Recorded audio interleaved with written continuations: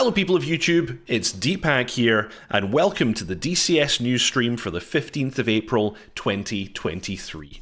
I hope you all enjoyed that first video in my new series of tutorials on the M2000C from Razbam, the Mirage.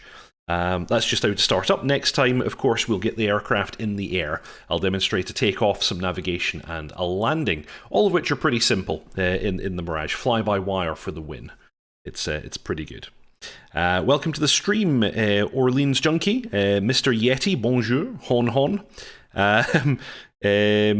Bumbles 314, Paul Dillon, War Games, Stevie B83, Packer Edge, F18 Super Hornet, you're an actual aircraft, welcome, Tog, Charts, Storm Kimbari, Pink Floyd, Yogi, Colin Kelly, Griff Nizzle, Tog, and Nico, welcome to the stream everybody.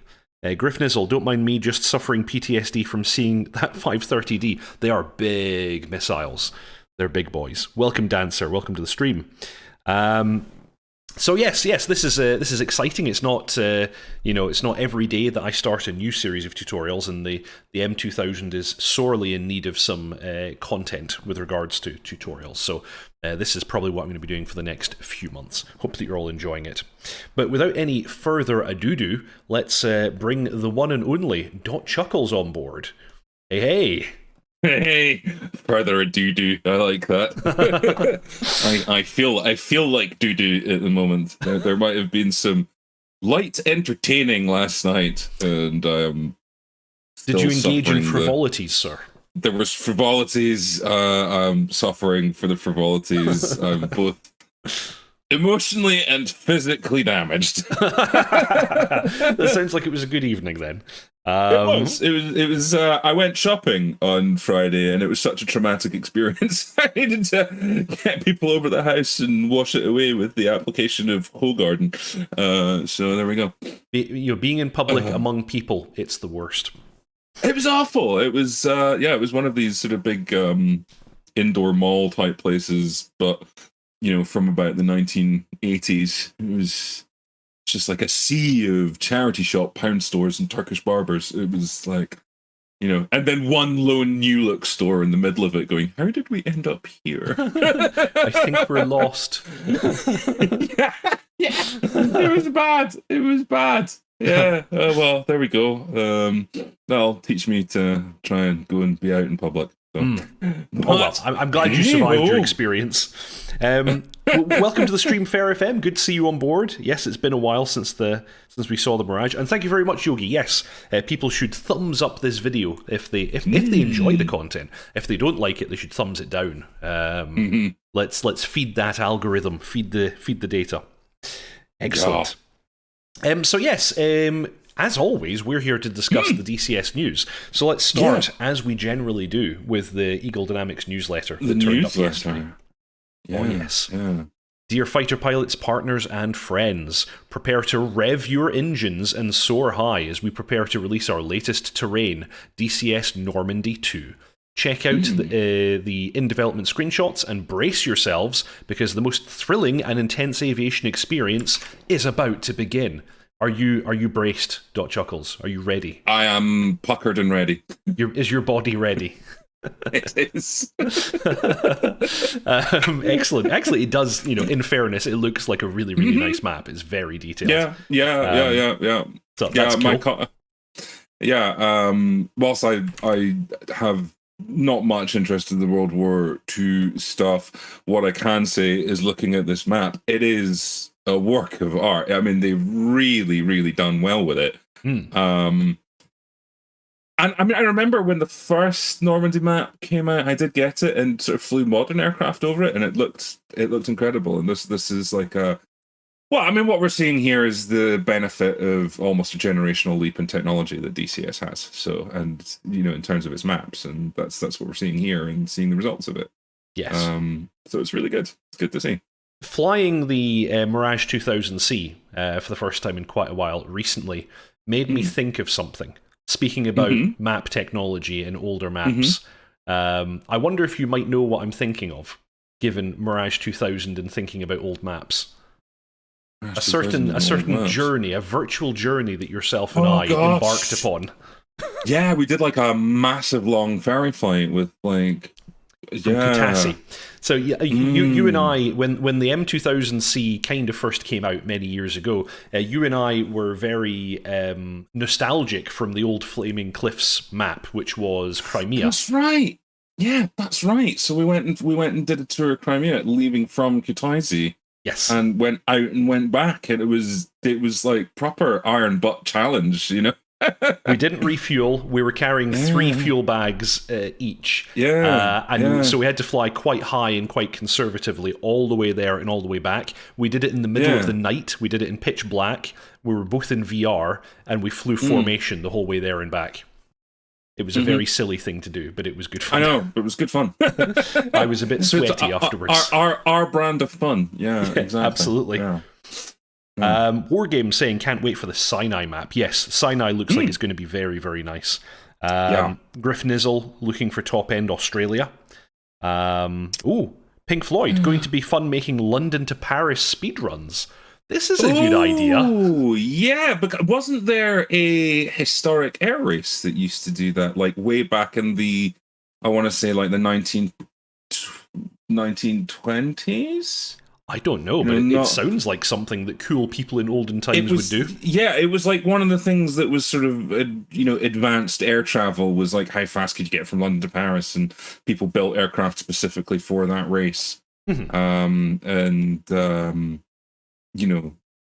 had things like the Schneider Trophy, which I know wasn't that, but it was like in that kind of vein. So that's actually it's a really cool idea. Like, yes, was it the Schneider Trophy? Mr. Yeti is saying so.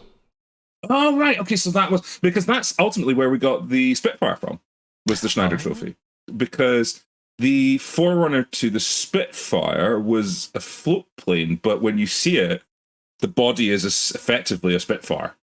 And it had the elliptical wings and all that kind of stuff. It's where and then they ultimately turned it into a fighter jet. That's really interesting. Okay, cool. That's very cool. F-18 Super Hornet. It'd be very interesting for them to make an Aegean region map. I guess it would. You would only really need to extend the Syria map a little bit, actually. But, and a bit of Turkey. The map that I think would also the map that I think would be interesting would be up the Adriatic, and the sort of former Yugoslavia area. I think. That'd be of course, yes. Yeah. That would be cool, wouldn't it?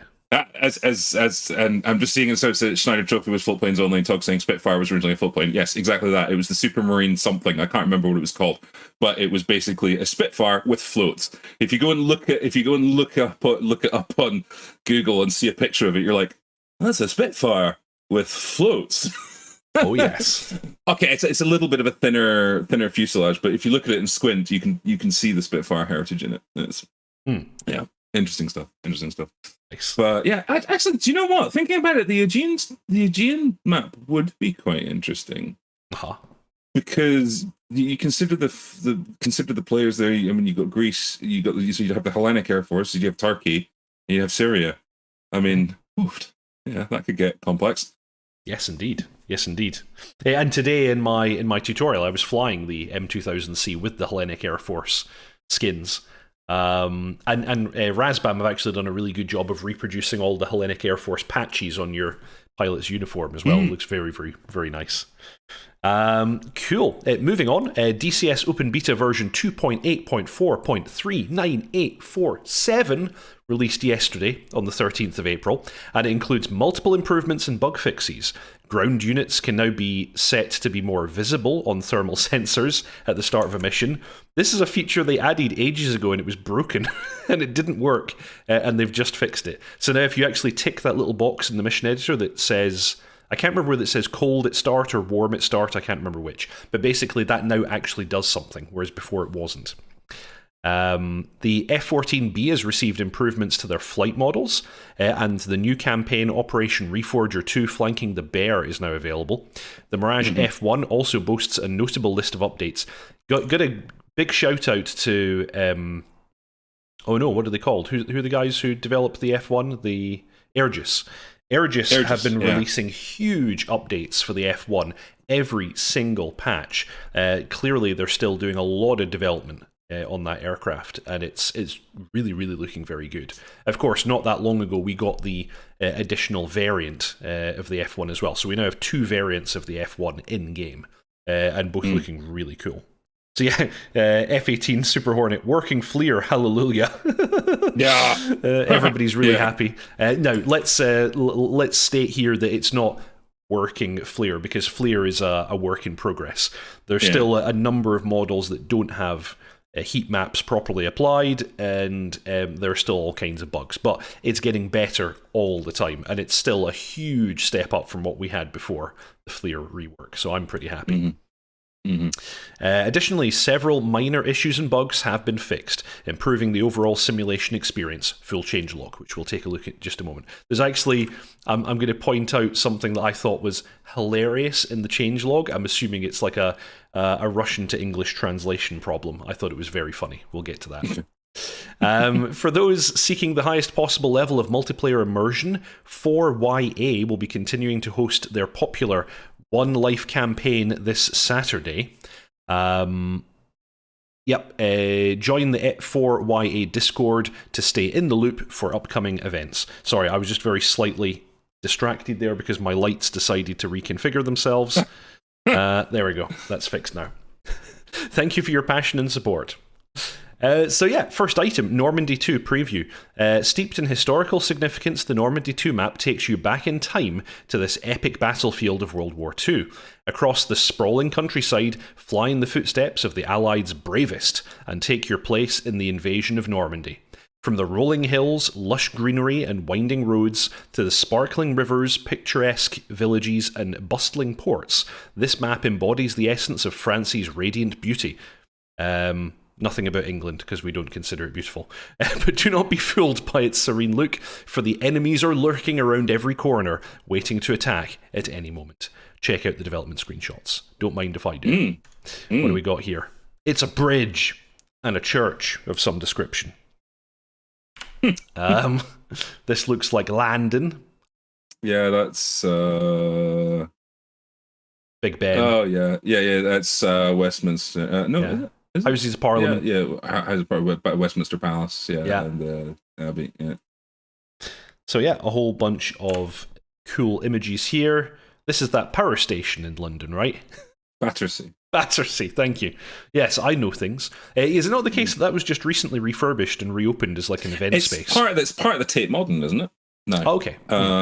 And there's a lift, so it's got these four huge old chimney stacks on it, and there's a lift in one, a glass lift that takes you all the way up inside the chimney stack, and it has this light and music show as you're going up.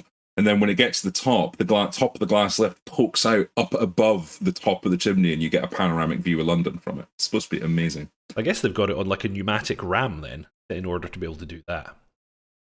I don't know. It's must be. Yeah, it's but it's quite impressive apparently. Yeah. Very nice. And there's this is the liveries from the Mosquito. This is actually from our man Z-Tank. This is his livery. Yeah. Nice. Big shout out to him. Actually his is the only one that was shown off in the development screenshots, so they must really like his livery. First church is Notre Dame, says Byron. Oh yeah, okay, this is actually Paris. Yes, so it is. That's I forget the name of that bridge, and you've got the Latin Quarter over to that side, and okay. I know where that is. Alrighty. Moving on, open beta development progress. As part of an ongoing commitment to improve performance, the latest release of DCS Open Beta contains numerous performance-related updates, particularly around the introduction of multi-threading. Numerous visual and audio updates have been made, to name a few.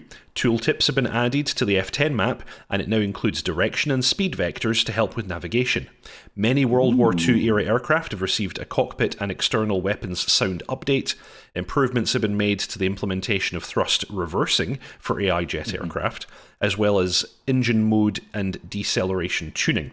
DCS GF17 has released 8 new liveries. The DCS Mirage F1 has received a significant update, and much work completed around the cockpit, controls, animation, and functionality. No, sorry, with much work. Yeah. As always, multiple issues, bugs, and errors have been corrected across the spectrum of DCS content. Please read the massive full changelog. We'll take a quick peek at that shortly. And then 4YA. One life campaigns. The concept is easy. All players get only one life and aircraft for a 2-hour-long event. The results and attrition rates of each event determine the next mission. Coordination and team play is critical, crucial even, to achieve success and win the campaign together. Experience the thrill of a whole new event where survival, completion of objectives, and air-to-air kills are equally important to determine success. For more information about the 4YA World War II missions, as well as server stats, you can also check the Project Overlord companion website, Project Overlord, Digital Combat Simulator, World War II Flight Simulation. Thank you again for your passion and support. Oh, speaking of support, thank you very much, Yogi. That's very kind of you. Thank you for the donation. Nice. Mr. Yeti, yes, Harrier HUD sorted, thank goodness. But the floodlights are still broken. The HUD was a Razbam issue. The floodlights are an Eagle Dynamics issue. So we're going to have to wait on those. Okay. Oh, this is good. Okay. I previously had the link for the changelog up, and now I have a 404. Anyway, I found it. Is that ED's 404 page? That's the awesome. 404. Yeah, it's a big EW radar. That's nice. Yeah. Radar can't find this page. Yeah, that's nice. So yeah, just I think it was Thursday. Am I right in saying there was the 13th of April? Yes, that's right, because it was delayed a day. It was pushed back a day. Yes. It wasn't. It didn't come out on the day. It came the following day from usual. That's right. They pushed it one day. 2.8.4 top line they have here. Multi-threading fixed many small and large issues. Which is interesting. I have to say, for me, the multi-threading update was pretty smooth. Like, I wasn't having many issues. I mean, it didn't do a massive amount for me because, I was sort of largely GPU bound with DCS. But that said, I definitely experienced like a more consistent high frame rate. Like I could always get quite high, my system could always get quite high frame rates in VR, but it would dip down every now and then. And what I'm definitely getting now is a more consistent, like, okay, it's staying pegged up at the top, Yes. So definitely big improvements, and again, it's nice to see the core. The multi-threading has been surprisingly good. And it has had some strange small things, like mostly there's some graphics strangeness. Like I've seen the occasional flickering light source. I've seen the occasional flickering texture. And of course, we did have some of these strange bugs around cockpit lighting and certain like text and heads-up displays and things like that were looking a bit weird. I mean, then again, like, I think... they've been talking about multi-threading for...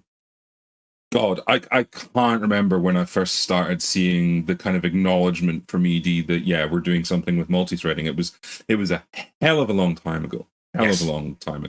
So it was a few years ago. Yeah, they have been working on this for a while.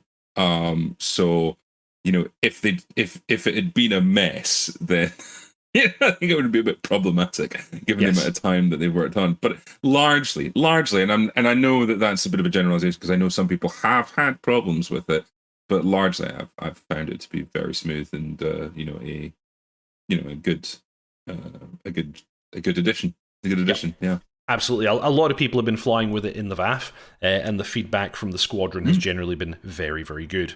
Oh yeah, Fair FM actually mentioning a very important one. Fog was also being weird. And that's true, actually. Since the multi-threading update, Fog has been basically broken. You can't really use it.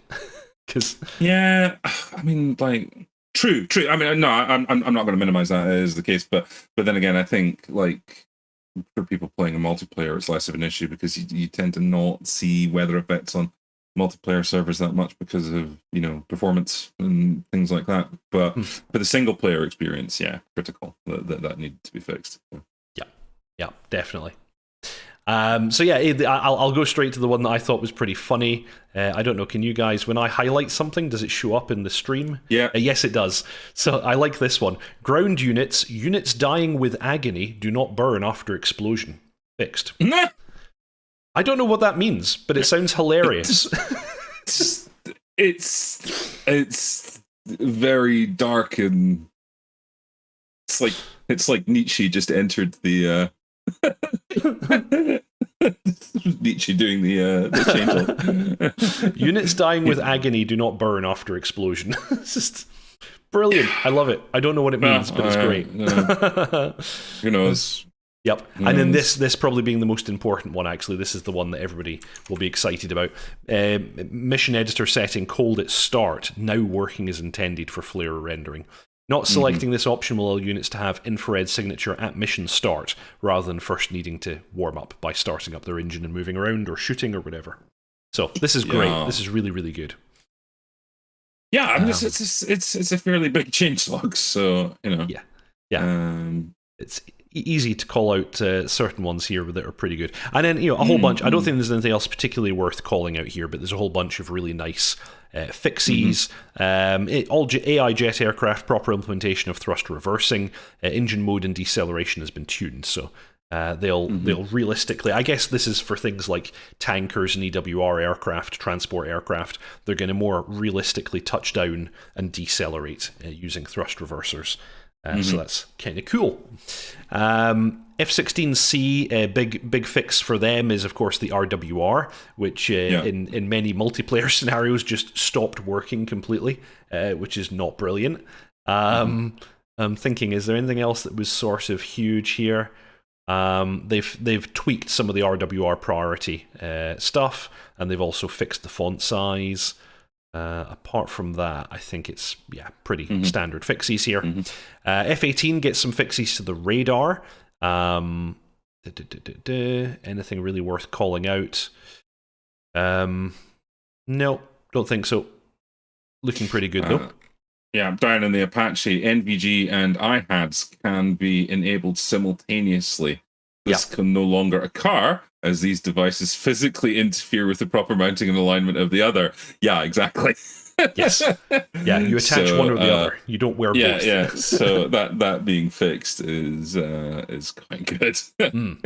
Yep, definitely. Yeah. And there's some synchronization fixies here as well, along with a bunch of fixies to the displays and so on, which is nice to see. Yeah. MI24P. Yep. Some additions here.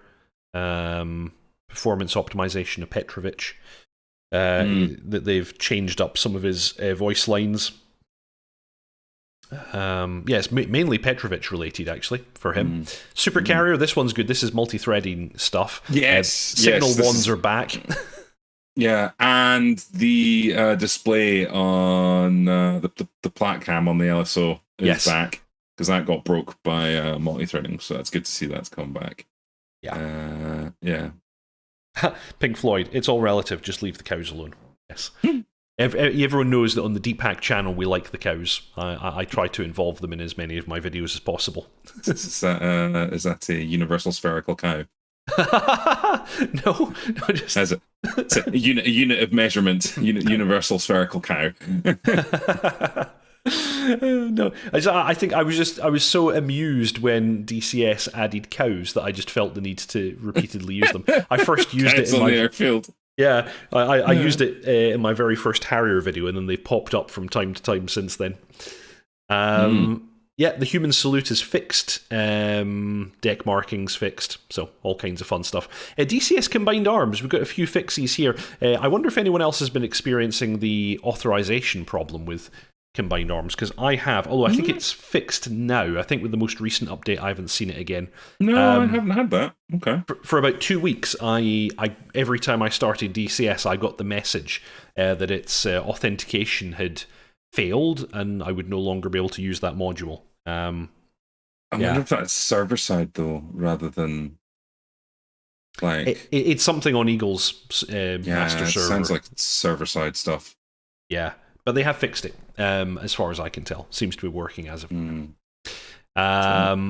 JF17, 8 new liveries, and then a bunch of added features to the air-to-air radar. This is really nice, and it actually apes some of the functionality the F16 has. So we now have dogfight modes where we can actually steer the kind of acquisition cone like you can in the F16 as well. Narrow and wide modes, and with the wide, actually both of those, let me see, radar scan center can be, so both the narrow and wide modes actually allow you to use the TDC to steer it around. Actually, am I getting mixed up? Is that the Hornet that can do that, in fact? I don't think that's even the F16. The Hornet has a dogfight mode where you can use the TDC and you can reposition the dogfight auto-acquisition area on your HUD. So you can look into a turn and things like that. Yeah, so it's been a really long time since I've flown the F18 or the F16. I'm just not a SME on, so I couldn't comment. But the F18 being able to do that seems to ring a bell in the dim, distant, Yes. So this is a new feature. Now the JF17 can also do this. So you can tilt your dogfight up or down or left or right. It's kind of fun. And then mostly a bunch of fixies. Anything here really worth calling out? Nah, not particularly. New afterburner texture. They've changed the loading wallpaper. Important it's all stuff. Kind of much of a muchness, really, until you get to the wodge of changes that you get down to the F1. Oh, the F1 is, and we've been seeing this every patch for like the last few months. Like every single update is gigantic for the F1. But Aviate-B, as was called out there in chat, the HUD has been fixed for nighttime operation. Yay! They've also fixed the wind correction for dropping bombs. They've added the Rapier SAM system to the RWR. It was previously the RWR just didn't recognize it, which is problematic, and a bunch of other little ones. Let me call out, of course, the most important bug here. Fixed selective jettison button was functional when the selector was in the off position. That was my fun. Yeah, that was my bug report. So I found I was playing around with it, and I moved it into like combat position. And then I moved it back to off, and then I was like, I wonder. So does my question in my head was: is the button locked when it's in off? Like, does the button still depress, but it just does nothing, or is it like locked in position? And so I pushed it, and then all my weapons dropped. There you go. The sound of that's the sound of the carpet happening. The sound of sadness. Yeah, that's the sound of you're going to be touching carpet fairly shortly. Somebody shouts at you. Yes. Yeah, you come back to the boat and the crew chief is like, so, where are your weapons? Go stand there on the carpet and be shouted at. But that was a very fast fix. I only reported that like 2 weeks ago and it's already fixed, so that's nice. And the Mirage, they've added a realistic stopwatch, whatever that means. And actually, your tinted visor now works in VR. It previously worked in 2D only, and they've got it working in VR again. So you can tap a button and have a tinted visor come down, which is nice. Anything else exciting in here? Not really. It's stuff. Lots and lots of stuff. Lots of fixies. Mirage F1, I'm not even going to try. Because this could be like a whole video in itself. This is incredible. Absolutely incredible. Lots and lots of fixies. I'm going to scan through it just in case there's something super interesting here. But this is all just looking very, very good. There's what, 1, 2, 3, 4, 5, 6. There are 7 fixies just for the mechanical clock. These guys are serious. Yeah, these guys are serious. Flight model changes, other fixies and improvements. Oh, they added a control surface test. That's nice. So yeah, it's always nice to see the bit checks and different tests to be in there. And then some improvements to the 3D model. That's nice. And again, shouting out Airgis or Aviojet or whatever you want to call them this week. Still making improvements to the C101. So that's also really nice to see. Module. It's a great module. I know it has limited appeal for people. I think it's really good. It's I didn't used to. I'm gonna confess I didn't used to, but then when they added the new flight model, it's like, oh, actually, it's very impressive. This is kick ass. Yeah, I didn't like it when it first launched. It felt a little bit too on rails. Yes, but now it's this is a good thing. Yeah. Oh, wow. Actually, I like this in the C101. Implemented the mechanical clock wind-up function. added clicking sound to the knob when the clock is in the wind-up mode. So when I am flying in sim, I actually have aviation stopwatch that I use to And is that a wind-up? Things like, yeah. Nice. Very nice. Yeah, so I do my legs with. And I've got my E6B, my CRP1 sitting in the drawer next to me as well for when I need it. Yeah. Because I find I can do calculations on a CRP or for our American friends, E6B, faster than I can do them on a calculator. Yes. Yeah, well, it's custom made for these purposes. Yeah, I haven't used one since I did my flight training. like if I only need to be accurate to like 1 decimal place, I can do it faster on a circular slide rule than I can actually typing the numbers into a calculator and getting the result. Yeah. It's like, and when you know how to do multiplication and division on it, it's faster than the calculator. If you need to be accurate to more than 1 decimal place, you should have done those calculations on the ground. Yeah, right. Right. That's doing complex math while flying a plane is not cool. Don't do that. What I like about the CRP1 / E6B, depending where you are, is if you don't, I forget what the name of the window is on the ASI. You dial in the temperature at altitude and you get your true airspeed. Yes. I forget what they call that window. But if your aircraft doesn't have one, like doing it on the E6B is really, really quick. You just, oh right, okay, that's my true airspeed. Okay, I can do my nav now. Yes. Yeah, it's good. This will stopwatch ASMR. Hang on.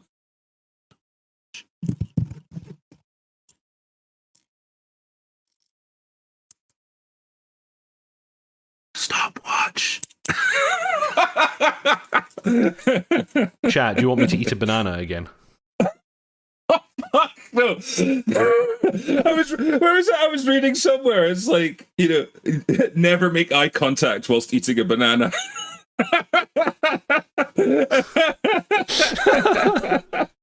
Oh yes, it's good fun. How to make someone feel very uncomfortable. Yeah. They can make eye contact whilst eating a banana. Yeah. Actually, look at this. C101 changelog. Added clock timer error when the clock spring is almost fully discharged. Are you joking? That's pretty cool. That's pretty cool because it's a thing. It's a thing when you get. Yeah, when you get right down to the end of the spring and the escapement doesn't quite work properly because it's not being driven hard enough, you get a little bit of an error. Yeah, that's amazing. Airgis, thank you. Thank you. You're exactly the people we need. Simulating the mechanism of a mechanical clock, I thoroughly appreciate that. Yes, very much so. And also implemented control stick movement animation. I don't even know what. I guess it's like the articulation of the stick, maybe further down or something. I don't know what that would be because the stick has always moved, so I don't know what that means. Very, very nice. Mr. Yeti, I only fly in VR. I'm sure the visor worked in 3D before. You're right, it did. It worked in VR at launch, and then at some point they removed the feature, and I don't know why. And this is them just bringing it back for VR. Cool. It's always worked in 2D. Yeah. So there you go. Vigan, we get tertiary air hatch conditions and animations. Don't have a clue what that means. Sounds cool though. And then DCS F14 Tomcat by Heat Blur. We've got a new campaign. We've added the option for a more realistic AOA buffet schedule. Okay. That's interesting, although I can't say that I fully understand what that would mean. And why would you want a non-realistic one? That's going to be about your onset of either stall or transonic effects. Yeah, but I'm wondering, why would they not just make the realistic schedule the only What was the wording? What was the wording on that again? Because I've just closed the window. So added an option to have a more realistic AOA buffet schedule. Shouldn't realistic be the only one that we have? Yeah. Unless it makes it a lot harder to fly. Like when you get into high AOA territories, I wonder if it's kind of like an easy option. Like, when you get in special menus, there's things that, So it might be that. But yeah, I agree with you. It's like, why wouldn't it be there? Yeah. Yeah, exactly. Oh, Indy Navy.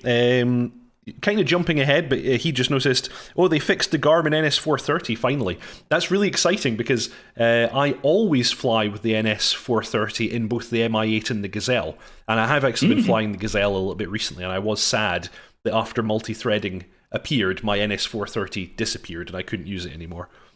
Yeah. Because it's quite handy in the Gazelle, because it sits there, just on the top of the control panel, and it's really handy. You can create a full flight plan and follow it. Yeah, I've been learning the 530. Yeah, the big boy one. The big boy one. That's an interface. Like so many things. The two control knobs. Yeah, and it's like, yeah, but only one side of those control knobs is actually useful. Yes.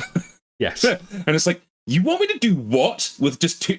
Like, yeah, and yeah, I know it can be touchscreen driven, but then the thing is that like only some things can be touchscreen driven. So trying to find waypoints and intersections on a 530 with the knobs is just like, And that's the touchscreen is only in the newer units. I've only used original 530s that had no touchscreen and they were knob only. Yeah, like trying to find like a 5-character intersection with those knobs. The upside, though, it only allows you to select letters that actually have corresponding entries. So as you get further into it, it becomes easier and easier. Yeah, true. But you're like, your first 4 characters are usually like scroll, scroll, scroll, scroll, scroll, scroll, scroll, scroll, scroll, scroll, scroll, press, scroll, scroll, scroll, scroll, scroll, scroll, scroll, scroll, scroll, press. Yeah, and you, all the while you're still flying the plane. Yeah. I'd try to hang on to onto the dashboard with it. Yes. Yeah, you have to be anchored. You always have to be anchored whenever you're doing something. Yeah, I know. Nice. So I've had the manual for that thing open, like if you are blind and live next to a river, you can what? Oh yes. Yeah. So major improvements and overhaul of the F-14B flight model performance characteristics. They've tuned the level flight acceleration, they've tuned the turn performance, and they've tuned the top speed and excess power across the flight envelope. Ooh. Made fuel tank loads exclusively symmetric. Was it possible to have asymmetric fuel tanks before? That sounds like a bad idea. Yeah. Why would you want to do that? Yeah, that sounds bad. I really, really need to work on like my right bicep. Yes, I hold the stick over. Trimmed for putties. And yeah, got some fixies as well. So that's kind of cool. Black Shark 3, very minor changes here. Cold crank sounds have been updated. That sounds kind of cool. I'll need to try that next time I'm in game. A10C2 tank killer radar altimeter now works on roll angles of up to 120 degrees. Bloody hell. What kind of radar altimeter does the A10 have? Nobody else can manage that. Right. Oh, okay, right. Dancer's actually giving us some detail here on the AOA. Right, that makes 100% sense. Yeah. Yes. Okay. Yes. So the non-realistic buffet schedule exaggerates the effect. The idea seems to be to make it more visible in the sim, to give you a better feel for the aircraft. This is actually exactly what a number of other aircraft have also done. People used to complain about how much the Huey vibrates. The real helicopter doesn't vibrate that much. It's like, yes, it doesn't. However, you're not going to notice unless it's that violent. I'm kind of all right with it as well, because it's you're lacking the proprioception, the feeling of like your testicles being jiggled. That's missing in a simulator unless you have like a butt kicker or one of these sort of fancy seats. So like I'm kind of all right with that exaggerated shudder, so that I know when I'm getting on the edge now. Because you're right, you wouldn't feel it. You just you would feel it. Exactly. But I equally also respect the well, that's not what it looks like in real life argument. So Yeah, given that, I guess it makes perfect sense that this is now a selectable option. That's kind of cool. And just to say that I'm quite certain that pilots who do not have testicles can also feel buffet and other G-forces. Oh, absolutely. Via other mechanisms, I'm sure. Yeah. However, that's the standard equipment I was given, so that's my exactly. I'm not familiar on the operation of of other things. Anyway, and we also got a bunch of fixes to the radios primarily. So that's a whole load of good stuff. Nice to see fixes still coming to the A10. Then there's a bunch of World War II stuff. We don't care. NS430 fixed the multi-threading support. Very happy to see that. I'll now fly my Gazelle with my little Garmin unit again, which is nice. Actually, this is a really good point here. Orleans Junkie. Some joysticks vibrate at limit.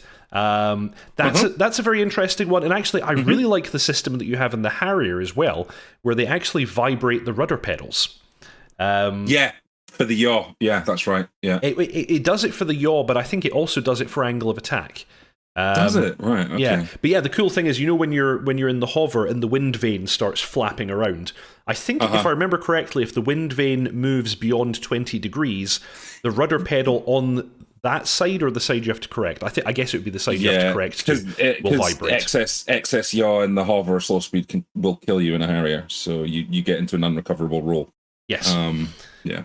Yeah, and that was one. I was always sad that Razbam didn't simulate that, because of course they could just make the sound, and then you would know that something was up. Okay, you don't quite get that directional information, but again, actually, is it the C101 where they have actually implemented the stick shaker? And when you hit the stick shaker test, it actually makes that brrr kind of sound. Yeah. Which is very nice. Yeah. What rudder pedals vibrate, asks Orleans Junkie. If I remember correctly, it's the pedal you need to push to correct the situation. So for example, if your vane has you've gone too far to the left, your left pedal will vibrate because you need to push left to bring it back into alignment. So pretty cool. Yeah, it kind of counteracts that. I seem to recollect it's to do with the aerodynamics of the intake, that the intake starts creating lift on one side when you roll. When you get a yacht, and it will roll the aircraft, and if you're only doing like 10-15 knots forward speed, that becomes unrecoverable. Yes. And you are looking for a Martin Baker letdown if you are quick enough, basically. So exactly that is correct. And then we have a whole lot of fixes to the campaigns. Always good to see that they're keeping the single player campaigns up to date and fully functional. So, that was kind of a long one, but there was a bunch of changes for us to go through there. Yeah. That was the open beta update from Thursday. Now, we know that Normandy 2 is coming because Eagle have been shouting about it, but something else that's coming, actually, this is Eagle Dynamics. I was about to say Razbam were shouting about this, but no, this is a tweet from Eagle Dynamics. The DCS F15E Strike Eagle by Razbam is almost ready to take off. Do you have your pre-order yet? They say, rubbing their hands and looking at their wallets. Let's play the video they gave us. Yeah. I'm even giving you the audio for a change. Sorry. Oh no! Portrait video. Yeah, and Chuck has disappeared because I full screened this. Oh well, that's fine. It's temporary. We'll have him back shortly. Yeah. Nice. Well, this is looking nice. It's looking good, isn't it? Oofed. It's got such a small bum, though. it looks like it doesn't have enough junk in its trunk. Oh, nice, nice bit of overwing vapor. Edge. Yeah, that's lovely. Yeah. Nice audio. Unrestricted climb. Nice. Boom. Okay, so coming soon, we're told. Very excited to see this land. Yeah. Oh, yes. I'll probably buy it when they release it, says Sandbox Code. So our show notes for this was F-15E Strike Eagle, close? Question mark? Yes. Yeah, I think so. I think so. Well, they're tweeting about it now, and they're reminding people that they should pre-order. Frantic saying, I suspect it'll be here on the next patch. And is exactly what I was going to say. I think it's the next patch. So that'd be 1 month, if that's the case. Yeah. I think it's the next, unless they drop that patch in the next. Yeah, I mean, like there's nothing to say that they'll keep the schedule, for patches if they're going to push it out, But I mean, they could have put the paving the way for the F-15 stuff in this patch and not talked about it. Like it's just sat there, but it's not in the changelog. So I mean, it may drop, but I think Frantic's right. I think the next patch is when we'll see it. Could well be the case. Yeah. No announcement, of course. I would expect that we would get an announcement at some point before, but who knows? Well, is this kind of not the announcement though? Almost ready to take up. Usually, they would give a date. They wouldn't normally. It wouldn't normally just. They wouldn't usually just say soon and then it appears. I would expect them to give a date. Well, they basically said, they're trying to drum up the pre-order sales now. So I mean, it's like it feels like that's them saying, I mean, and as well, it's like, okay, so this has come off of ED's like channels, so ED aren't Razbam, so I guess like it's up to Razbam to put sort of an official announcement out, but at the same time, ED are the owners of the platform, so they're going to say something. Yeah, so Razbam just retweeted this. Yeah. Did they say anything themselves? Nope, they didn't say anything. They haven't posted anything actually since. Like I think they're not gonna give a date. Like I think it's just gonna drop. Like I don't think they want to say, oh, it's coming on the date, because they've kind of been burned with that. They said, we were supposed to get this last year, and both of us went, no, and obviously we were right. So, yes. I think it would seem so. They don't want to, they don't want to put a date out. So, I think it's just going to drop.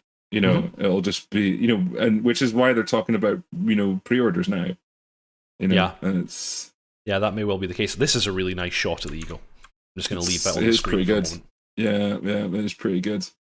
So Yogi was asking if we have predictions for release dates of F4 Phantom, Typhoon, and the F-15E. It feels like every week we answer that question and get it Typhoon wrong. would be like 3 years' time, maybe. Like Typhoon is not any time soon. Typhoon's ways away. F4, however, could be literally at any time, because we were already expecting it at the start of the year. Heatblur did admit that it's been a little bit delayed. They did expect to already have it out by now. But I think the F4 is kind of at the point now where it might be any moment now. I think end of summer for the F4. To be honest, I think back end of August probably. Yeah. I don't think it'll go into autumn, but I know they're saying, oh, it's imminent, but there's just the hype train's still sitting in the sidings, for the F4. They've not really pushed the hype train out. There's and Heatblur are so good at the marketing. When it's coming ready for launch, you will know. Yeah, Heatblur will let you know, because there'll be trailers, there'll be all this kind of stuff. We've seen none of that. So it just feels like that it's not that the hype train's not even left the station. It's it's not even out the shed. They have yet to put the consist together for it. It's so I'm sure it's probably soon. I don't think it's next month. I think it's. Whereas we expect August. the Strike Eagle could be next month. Personally, I'm happy to go along with what Frantic and dotChuckles are saying here. I personally just don't know, because there's not enough information out there. But I think it's perfectly reasonable that it could be next month. Sure. I mean, it's a fair dose of speculation, obviously, but hey, speculation is fun. That's why we're all here. I think Frantic has it. It's next patch we'll probably see the F15, because I think this is them. Okay, we're starting to get rolling on this, because I don't think they want to put a date out. They don't want to drop a date on the street, because then if they fail, like a steaming turd.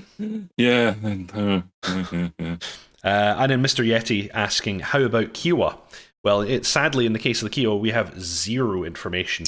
Although there has been slightly more activity on the Kiowa than we've seen in the last couple of years. Some more videos dropped, and we did get some forum posts and things like that. So we know that development is progressing, but as far as when it'll be released, no information whatsoever. Yeah, I think the thing that sort of people need to bear in mind about the Kiowa is that, the development team behind it is like basically one bloke in his bedroom, I think they have 2 developers. They've got 2 developers. It's 2. Yeah. So it's and then of course there are various other people doing modeling and texturing and things like that. But the core development team is 2 people. So and I don't even think it's their day job. Probably not. And they want it to be right. They want it to be really, really good, which is why they took the decision to not put it out when it was fundamentally finished. And after receiving, feedback from SMEs, it was like, okay, all right, this isn't ready. We're doing more to it. So who knows what the depth of reworking is? It might have been quite a deep systems reworking, which would obviously mean that it's taken a long time to do, and plus as well, I think one of them was really ill. One of them was very ill for a period of time, unfortunately. Yeah. Although what we heard this year is that they're better now, which is very good to hear. Yeah.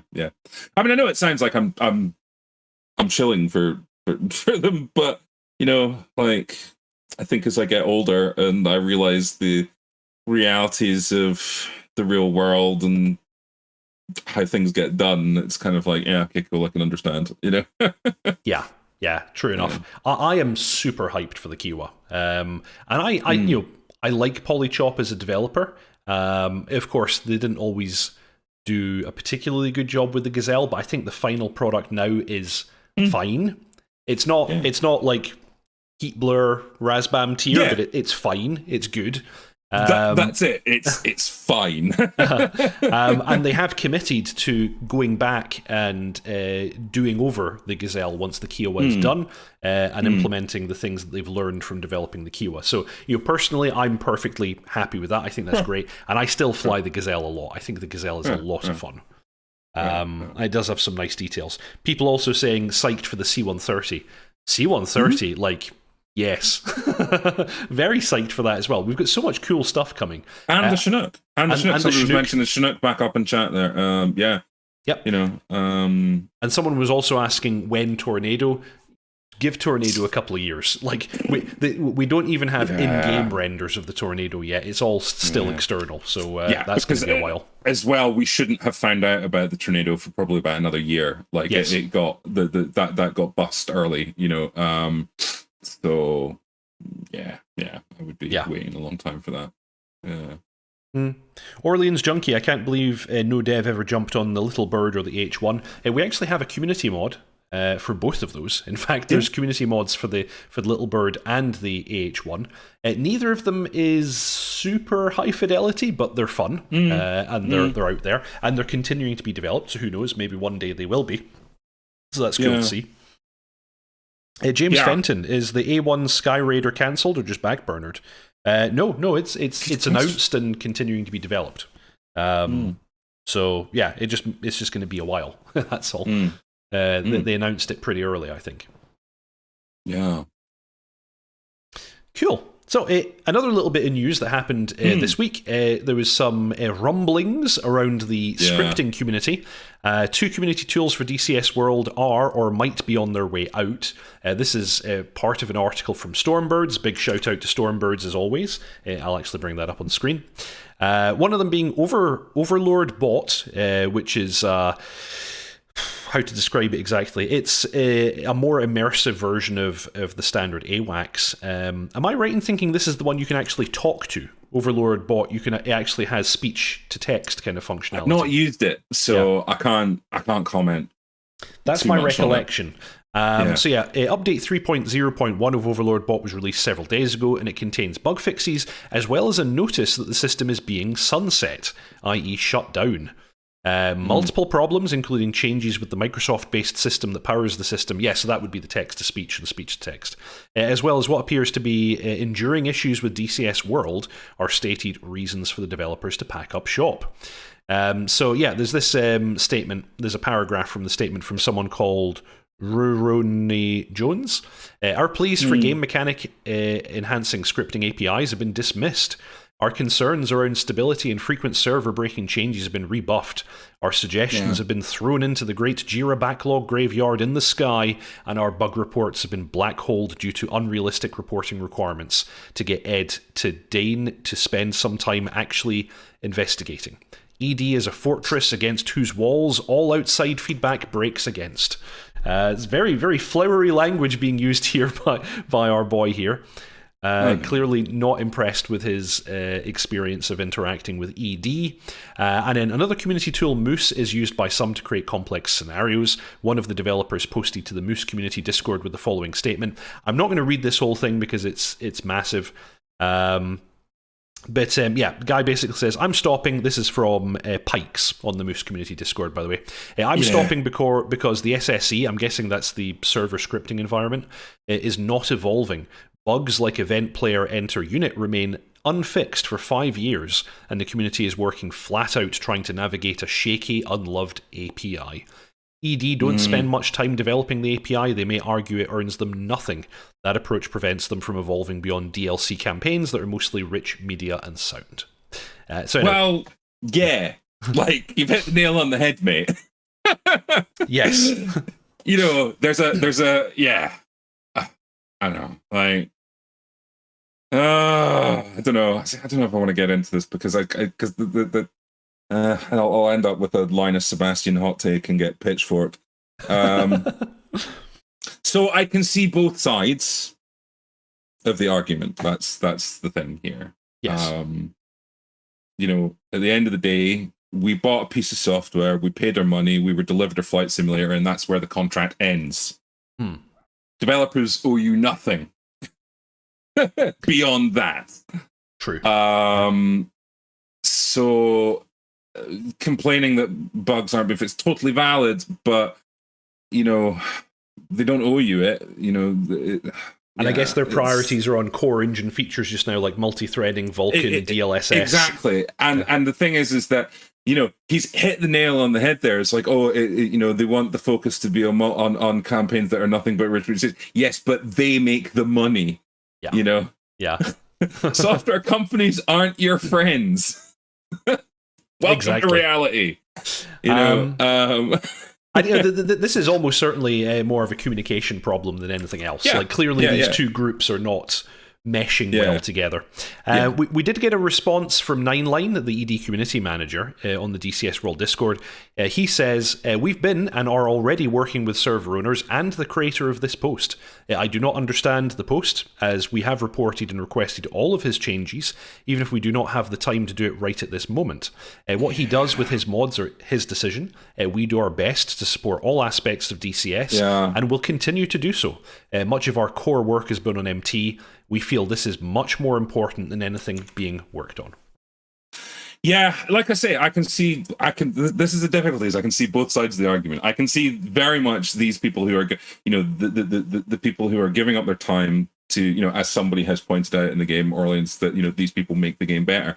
I totally understand that these people are giving up their time, their passion, and their creativity to do that. However, it doesn't make ED any money. And ultimately, companies are not your friends. They want to make money. And all this stuff means they're not making money because they can't sell their product because people are developing stuff that is better for free. And so, yeah, it's the kind of, you know, people who give up their time, their passion, and their creativity versus a company that wants to make money, and ultimately it's the company that owns the license, and it's like they're just going to go, oh well, terribly sad, bye bye. You know? Yeah. Yeah, it's true enough. I understand. I thought this was a worthwhile one to point out because clearly this is something that's going on in the community right now. This is 3 people actually kind of coming out and saying we can't be bothered working with the scripting anymore, and giving their reasons why. Yeah, and it's sad because their contributions to the community. I mean, they're huge. What they've done, particularly Moose. It is amazing, and it. We use it in the VAF for we use it missions all the time. It is sad, but I don't think we're going to change it. Like pick any other community, any other any other simulation, any other piece of software, like mod support and the support of modders goes up to the point where it's going to make the company start losing money, and it's shitty. I get it. It's totally shitty, but that's the reality of it. It's not right. I'm not saying it's right, but that's what it is. Sorry. And I don't know how we change it, and I don't think we can change it because, ultimately our contract ends at the EULA, and that's it. And it's shitty. It is absolutely shitty, and I feel really sorry that these people who have given their time are being disrespected. Let's not make any bones about it. They are being disrespected because they do make the game better. They do make the limitless possibilities that we have are because of people like that, and it's sad to lose them, but unfortunately, I just it's as he it's even kind of said, expected in a way. It's expected, because I just think ED are going, well, they'd rather people buy the campaigns, and people buy things that make ED money rather than supporting mods that creates content that doesn't make them any money. Yeah, it's utterly shitty, and it grinds my gears. But like, I can see both sides of the argument, and it's pretty bad. But hey, the world's a shit place. True. Well, not all the time, but sometimes. Moving on, I just thought I would share that one with the community. I thought it was an interesting talking point. But now we've come to that important time of the stream. It's time to pimp the VAF. Yeah, it's fun enough. There's some interesting stuff coming up in chat. Go for it. Yeah, Fair FM saying, prioritize things. That's fair from their side. Also, it's because they're monopolizing the combat flight simming market. There's no others to compete. Boom! That comment of the stream. It is that. Yeah, they have no competition, and I think the best thing to happen to combat flight simming would be a serious competitor to DCS, because then I think you would see mod support, and you would see people, you would see ED supporting modders, because then it would be making people stick with ED, because there's all this great mod support and there's all this user generated content that makes me not want to leave it. And right now, it's kind of like they're going, well, where are you going to go? BMS? Yeah. Yeah, true. BMS is great, but it can in no way... Totally. Yeah, totally. It can in no way compete with DCS. I didn't mean to sound like I was disparaging BMS, but you know what I mean? It's that kind of thing. So, like, I think Fair FM's just heartily hit the nail on the head. And like Dancer's point as well here, it's generally good business decisions to support your community and monitors. Driving them away and frustrating them hurts ED's own ecosystem. But this is the point. This is why I love the fact that these comments are right next to each other. It's like, yeah, but where are they going to go? There's no... You either support the ED ecosystem or you just don't do it. Yeah. Nothing else. It's or maybe you start making Arma mods. We have seen some of it's not to the same level, but we're starting to see some quite interesting simulated aircraft in Arma. But you can only do so much with Arma. Yeah, and like I said, I get it's a hot take and it might not be a popular one, but it's until we get competition. This is just how it's going to go, because there's only so much support they're going to give, because where's everybody else going to go? What are they going to do? They don't. It's not a priority for them. It's just not a priority for them. And it's crap because people who have like I say given up their creativity, their time, and their passion, are walking away from it because it's not a two-way street, but it kind of isn't. Griff Nizzle is suggesting we all go to War Thunder. War Thunder, much better. yeah. And I mean, what's it? Tog saying, boycott ED. That's not an option. Final alternative. Nah, make your own flight sim. There's unrealistic importance. Yeah. It's true. The winds may change, and Orleans Junk is saying the winds may change in the next 3 years. So, do you know what? They just might. Because I'm looking back to stuff that we talked about with sort of ED's attitude towards the community, and which has changed over the years because they got called out on it. They got called out on it by some big YouTubers that they couldn't silence, and as a result, they changed. For the better. Like, okay, not perfect. I'm not saying that they've done it perfectly, but they did change. The thing is I don't think this is enough to change modder support. Like, I'm going to say it here. I don't think enough people care. Well, it is a niche of a niche of a niche, kind of. Yeah. And it's like, but they represent the creme de la creme, the very, very top. But then the thing is I think like the average DCS player, what do? They they flick some switches, they fly around, they play a campaign. Like, I mean, us group here, us wonderful people in chat, we're at the top peak interest level of DCS. So it's really relevant to us and it's really important to us. But then I think we represent a really small it represents a really small component of the DCS fan base. Yes. So I don't think this is enough to cause a change. Maybe it would need, and the thing is, it was when these big YouTubers called out ED, it was because that was super public, and these were YouTubers with like millions of viewers, which is arguably, places like YouTube is your main advertising platform. It's where you're going to get people into the hobby, channels like Deepak. So it would maybe need people like that to make some big videos about mod support and all this kind of stuff. So I don't think that this in itself is going to cause much change. It's still crap. It's still shitty. But yeah, I just don't think it's going to make anything change. All it's going to do is just take the tools away from people who still use it, But then at the same time, nobody's forced to make this stuff. If somebody doesn't want to do it anymore, they shouldn't have to. Absolutely. That's the thing. You should only be doing this kind of stuff and investing this kind of time if you have that drive and you really want to do it. And if you're getting pissed off with your major partner in this endeavor, which in this case is Eagle Dynamics, then you should turn your back on them. Absolutely, you're right.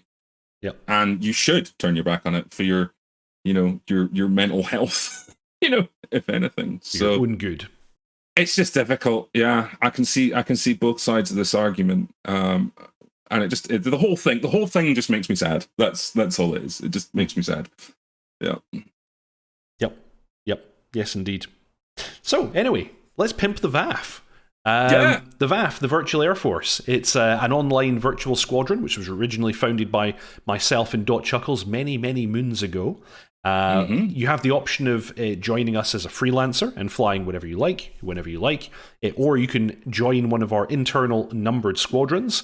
We currently have squadrons for the Apache, the Harrier, the A-10, the F-16, and the F-18.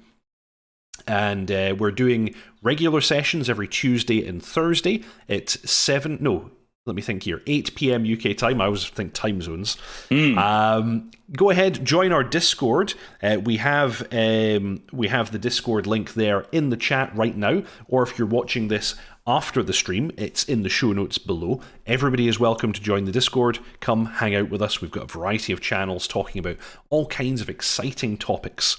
And yeah, that's pretty much it. Come fly with us. It's good fun. I'm the squadron leader for the Harrier Squadron, 3 Squadron in the VAF. Always looking for new pilots, so hit me up. In fact, all of the squadrons are always looking for new pilots. So no matter what you fly, come and join us. And when it comes to new airframes, we are intending at the current time to support the F18. F18? What am I talking about? The F15E Strike Eagle when it comes out. We already have people who are interested in running that squadron. And other airframes that we don't currently operate, we need people to be squadron leaders and we need pilots. So basically, if the interest is there and there are people available who would run those squadrons, we could support things like F17, F14, Mirage F1, who knows what, Vigan, maybe. Whatever people want to fly, if there are enough of you and there's someone willing to run it, then we will have it. So, join the VAF. Your virtual Air Force needs you. And that's... You. Yeah, we need you. And that's basically everything that we have for this week. A slightly quieter week, but it looks like maybe next month excitement is coming to us in the form of Normandy 2 and the F-15E Strike Eagle. Maybe. I guess we'll see. Yeah. No, I think there are exciting things coming. There was something I totally forgot to bring up, was I saw somebody's homebrew force feedback flight stick. Oh my. That I came across on, I think it was the DCS Flight Sim Cockpits Facebook group. I think the homebrew thing, he had a box with really powerful motors in it. So it apparently it generated kind of a one-to-one mapping of the kind of forces you would feel, and that was very nice. And it did make me think, with all these boutique developers like Verpil and VKB and things like that, when can we get when can we get a proper force feedback flight stick? Yeah, people are still modding Microsoft Sidewinder force feedback sticks. Right. I know. Do you know how much the Sidewinder 2 sticks, the ones that had the USB? There was one. I had the original one that had the game port, the sort of 15-pin game port. Yeah. Me too. But for about 5 minutes, you could get one that had a USB connector on it, and those things go for a fortune on eBay. For exactly that reason, people ripping the motors out of it and making modern, sort of force feedback yokes. So hybrid sticks. Verpil, VKB, Winwing, who totally aren't going to be watching this, but if you are, can we have some decent force feedback, please? Yes. And I know part of the problem is that it's not supported by software and all this kind of stuff, but let's face it, you pretty much sell to DCS, and that's about it, Yep. And DCS supports force feedback. And maybe Elite Dangerous, which is, basically fucked now. So it is? Tell me more. Why? What's wrong? Oh, okay. So we're going way off topic. We're going to talk about Elite Dangerous for a minute. Give me the short version. Let me respond to Griffnizzle. Didn't their patent run out? Yes, it did. Yes. So the patent is up, so they can. So the latest update, the one that gave you legs. Is it Odyssey? Odyssey. Mm-hmm. Yeah, they are no longer developing VR. So when you leave the cockpit, what happens is it puts a giant 2D screen in front of you. What? Yeah. And it's bugged and crappy, and basically ED's gone, yeah, we're not fixing it. Sorry. That's how it's going to be. So they've basically killed VR. I was just about to try Odyssey, in the next couple of weeks. And one of the best VR games. Yes. It's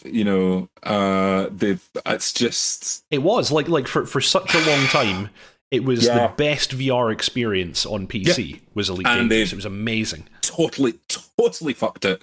And aren't gonna, and have gone, nah, we're not fixing it. This is it. This is how VR is going to be represented. So apparently, what the problem was that the ground VR combat, the walking around first person stuff, it was making people throw up because they hadn't optimized it properly. So you were getting a lot of latency issues and all that kind of stuff. And so, as a temporary fix, what they did was they made it a big 2D screen in front of you, right? That kind of filled all your vision. And that was their temporary fix for that, and it was supposed to be temporary, and then they've just come back and gone, nah, that's how it's going to be. That's what you're getting. Yeah. Oh dear, it's disastrous. That's sad. But yeah. So all these boutique developers, they pretty much sell for DCS, and Elite Dangerous, that may be going away. So, so they're pretty much selling the ED, and ED's force feedback implementation is apparently very good. So, or seems fine. reasonable. Yeah. So, proper hardware when like yes, force feedback stick. Like, let's have that. Thanks very much. Yeah. But hey ho. Yeah. it's all bad. So that was the other interesting thing I saw. Yeah. And on that bombshell, somebody saying dog math. That's what we need. Deepak and Chuckles gaming news. Oh Jesus, no! Our stream would be like 4 hours long. Yes. I'm playing a new game on Steam called Dredge. I think it's called, where you're a little fisherman with a boat. It's a lot of fun. Try it out. Oh, I think I saw that. Yeah. I think I saw that. Surprisingly good. I really like it. I will be returning to Space Engineers probably in about the next half hour. Very nice. Because the new update, the Automatons update, landed, which gives you. So you've always had the ability to implement scripting and AI into Space Engineers using the programmable block. Mm-hmm. But you had to learn how to code in C#, I think it is. So unless you know C#, you're kind of a bit screwed. Yeah. But what they've done is they've introduced these new AI blocks that are basically, finite state machines and, sets of rules in a block that you can pick, if then else statements into them. So nice. and it was actually, it's because I think it's because they've released on console now as well. It's hard to script on a console that doesn't necessarily have a keyboard. So they've given people the power to do that. So you can have all sorts of odd bots, and plus they've updated a lot of blocks. And they've added the emotion controller to their list of blocks, which is basically an LCD screen that displays an emoji face that you can put on your drone that you make. Nice. And you can give it rules. So if the drone sees you, you could have a smiley face, and if it can't see you, could have a sad face. And if it was running low on battery, you could have like a sleepy face. Nice. So I thought that was very good. Yeah. I've been playing quite a lot of Carrier Command 2 as well, which I still think is an excellent game. Very good fun. Oh, Vertigo 2. Yeah, I've heard about this as well. Oh, I don't know what that is. It's a VR first-person game. I've seen clips of people playing it, and it looks really odd, but in a good way. Yeah. Was it Dark Second Elite Dangerous destroyed themselves? Yeah, pretty much. They've just. It's. Yeah. It's sadly. I mean, I don't know what the state of Star Citizen is. Like, I've not checked in with that because it's still not a game. Yeah. Like when I saw the kind of, you can buy a spaceship, and it was like, how much is that spaceship? $60,000. Oh, in-game currency? No, real money. What? Yeah. It's just like, what? No, come on, really? Like, okay. Yeah, I've been saying this for many, many years now, but Star Citizen and Elite Dangerous were announced at basically exactly the same time. Elite Dangerous has been a game and actually has multiple DLC over the span of the last more like 8 years. Like Elite Dangerous has been a game for years. Star Citizen is still just a tech demo. When are they going to get their shit together? I've heard that a lot of people have fun in it. And you can play it. You can play it, but it's not a game. Is it like, again? I've not checked in on it so long. Is it like actually sort of more just a big sandbox? I mean, because if it is, then I can kind of understand it. Because like, hey, I love Space Engineers and Factorio and stuff like that, which are just big sandboxes, like engineering sandboxes. So if it's like that, I can kind of understand it. I have a lot of respect for sandboxes. I like sandboxes. I really like Minecraft. I really like DCS, which you could say is very much a sandbox. Yeah, you could. But that's not what Star Citizen was ever advertised as. It was advertised to be a game, and it's not a game yet. It might be one day, but it's not a game today. I feel like it's been a very long time at this stage.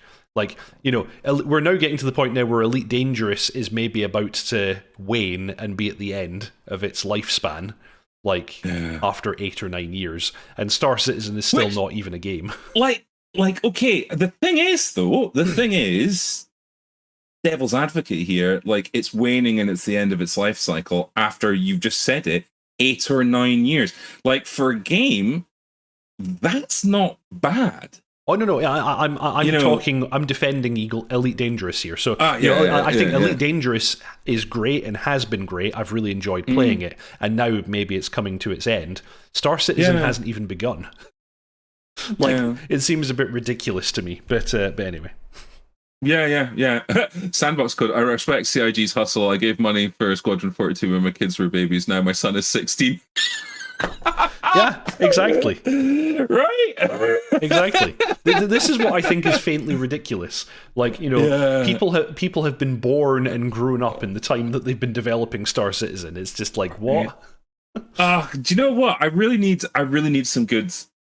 I need some good gaming or flight sim news, like something that just makes me feel really good. Because right now, like, I mean, I admit my whole take on this sort of, mod developer with ED bust up is probably colored by the fact that just everything right now feels awful. Like, big things that we love, kind of just sort of petering out and ending. Software companies being mildly evil so that they make more money. It's just like, somebody give me some good news just for 1 week. Just like, please let the world not be awful. Like, yeah, exactly. Spaceborne 2, yeah, I did see stuff like that. I think it's going to be like Eve and just be here forever.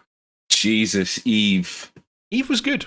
I used to really enjoy Eve, but I'm kind of over it now. So, Eve was like playing a spreadsheet. Yeah, a fun one.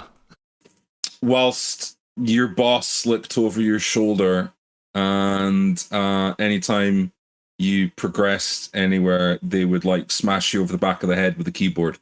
Like, I've got a job. I don't need another one. Yes, exactly. Exactly. Yeah. And I mean, it's Eve. Like, lots of people have had fun. It's had some amazing emergent storylines, but just no. But anyway, perhaps we've gone quite far off of course by this point. Absolutely. But that's what we do. That's what we do. We have a good chat.